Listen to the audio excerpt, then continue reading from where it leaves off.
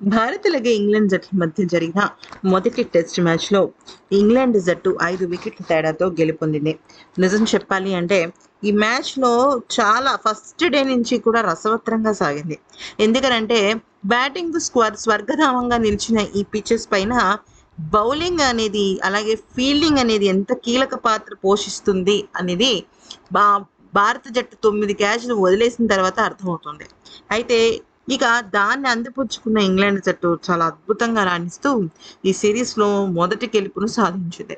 అయితే ఇక మ్యాచ్ అనంతరం బెన్ స్టోక్స్ మాట్లాడుతూ ఏమన్నాడంటే, "ఈరోజు మ్యాచ్‌ని మేము ఇంత అద్భుతమైన విజయంతో ముగించడం చాలా హ్యాపీగా ఉంది.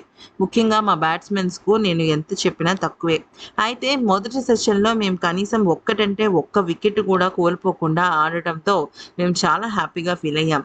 ముఖ్యంగా బూమ్రా బౌలింగ్ విషయంలో మేము చాలా జాగ్రత్తగా ఆడాలనుకున్నాం. కానీ బూమ్రా కన్నా కూడా మమ్మల్ని ఎక్కువగా భయపెట్టింది మాత్రం ప్రసిద్ధ్ కృష్ణ, శార్దూల్. ఎందుకనంటే అసలు వికెట్ పడకుండా చాలా అద్భుతంగా దూసుకెళ్తున్న మేము వరుసగా ప్రసిద్ధ్ కృష్ణ, శార్దూల్ ఠాకూర్, జడేజా తీసిన వికెట్ల కారణంగా ఎక్కడో గేమ్‌లో మేము మిస్ అవుతున్నామన్న ఫీలింగ్ వచ్చింది. కానీ అదృష్టవశాత్తు జో రూట్ మంచిగా గేమ్‌ని మళ్ళీ ట్రాక్ మీదకి తీసుకొచ్చి మాకు గెలుపుని అందించాడు. అయితే నేను ఇక్కడ ఇంకొక విషయం చెప్పాలనుకుంటున్నాను. 5 టెస్ట్ మ్యాచ్‌ల సిరీస్‌లో ఇది కేవలం మొదటి మ్యాచ్ మాత్రమే. అయితే స్కోర్ పరంగా చూసుకున్నట్టయితే భారత జట్టు ఎంత అద్భుతంగా ఆడింది అనేది నేనేం సెపరేట్‌గా చెప్పాల్సిన అవసరం లేదు. ఇది కేవలం ఈ ఎంజాయ్‌మెంట్ జస్ట్ మాకొక 1, 2 అవర్స్ మాత్రమే ఉంటుంది.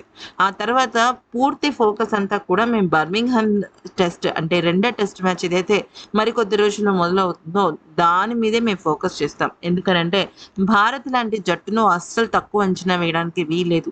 ఈ మ్యాచ్‌లో కూడా వాళ్ళు చేసిన కొన్ని పొరపాట్లను మేము అడ్వాంటేజ్‌గా తీసుకొని మ్యాచ్‌ని గెలవడం జరిగింది గానీ, లేకపోతే మ్యాచ్ చాలా కఠినంగా మారి ఉండేది.